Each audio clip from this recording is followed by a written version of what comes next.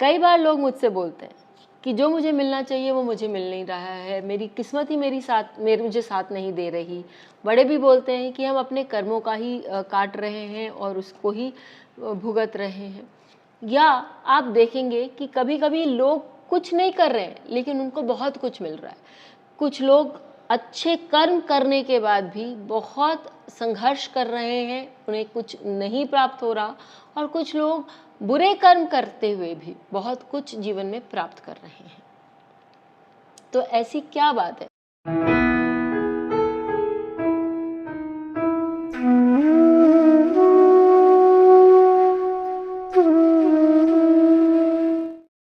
क्योंकि आज आपने कुछ बुरा नहीं किया, इस लाइफ टाइम में आपने बुरा नहीं किया, तो आपको कैसे, क्यों आपको इतनी सारी मुसीबतों का सामना करना पड़ रहा है?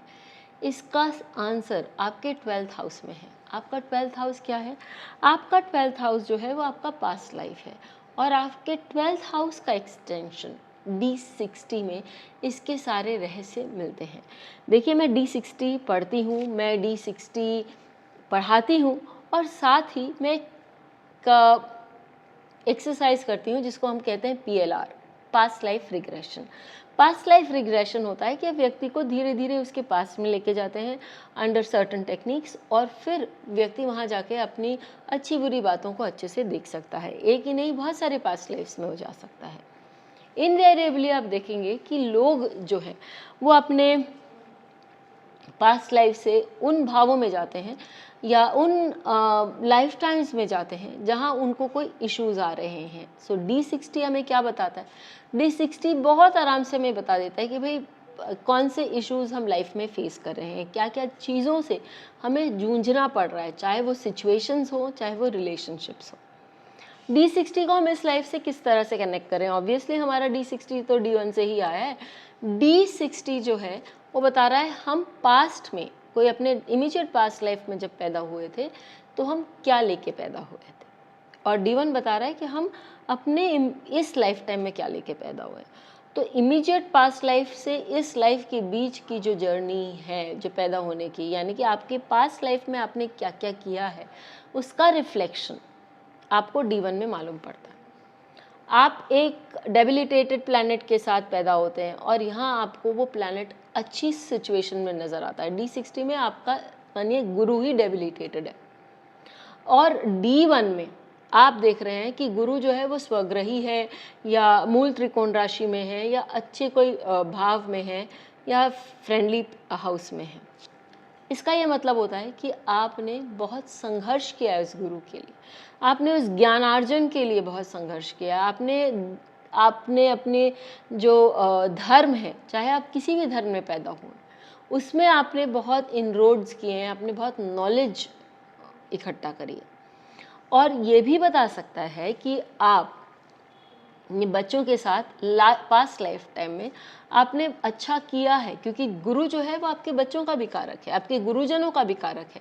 तो आपने अपने गुरुजनों का आशीष प्राप्त किया है, आपने उनके साथ बहुत कुछ, उनकी जो है श्रद्धा भाव से आपने उनके लिए सेवा करी होगी, या उनके लिए बहुत कुछ किया होगा, जिसके कारण आज जो आपका गुरु है वो अच्छे स्थान पर है।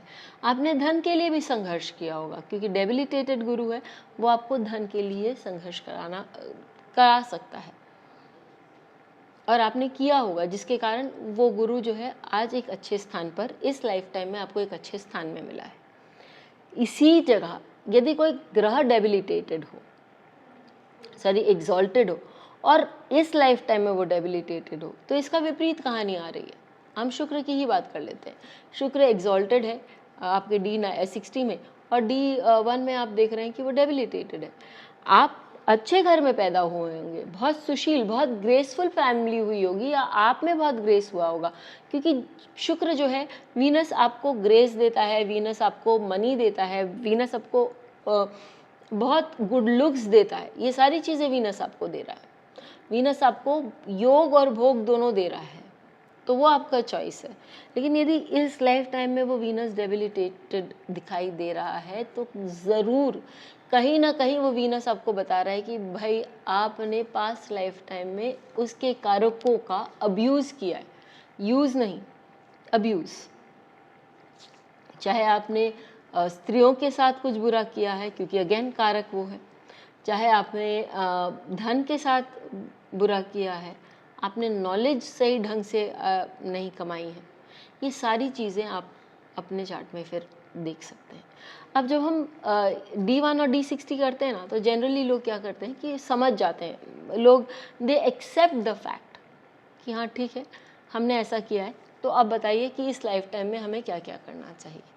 लेकिन जब मैं उनको PLR लेके जाती हूँ, यानी पास्ट लाइफ रिग्रेशन थेरेपी के अंतर्गत we go into the past, और उन लाइफ टाइम्स में देखती हूँ जहाँ से इन चीज़ों की जड़ है कि भाई आपने क्या किया था, आपने क्या ऐसा कुछ, क्या आपके साथ घटना या दुर्घटना हुई जिसके कारण आपके प्लैनेट्स में ये प्रॉब्लम्स आ रही है, या आपके प्लैनेट्स इतने अच्छे जगह आ रहे हैं। दोनों चीज़ हम देखते हैं।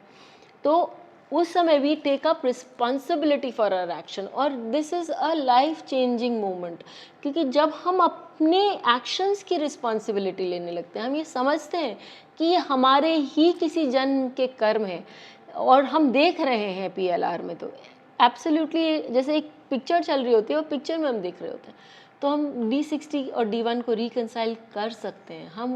हम हमारे को समझ आता है कि भाई ये ऊपर वाले का दोष नहीं है, किसी का भी दोष नहीं है। जैसा हमने बोए पेड़ बबूल का तो आम कहाँ थे पाए, जैसा हमने बोया हम वैसा ही काट रहे हैं, और यदि हमने आम का पेड़ बोया है तो हम आम के फल भी खाएंगे।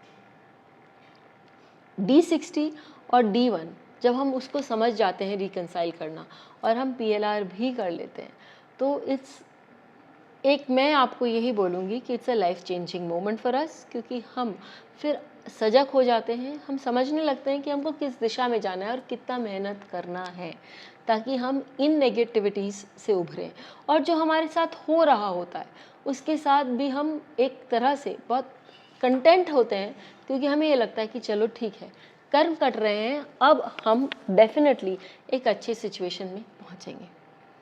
आपको ये वीडियो कैसा लगा ज़रूर बताइएगा। फिर मिलेंगे, तब तक के लिए धन्यवाद। बेल आइकन को दबाएं ताकि आपको वीडियोस की अपडेट मिलती रहे।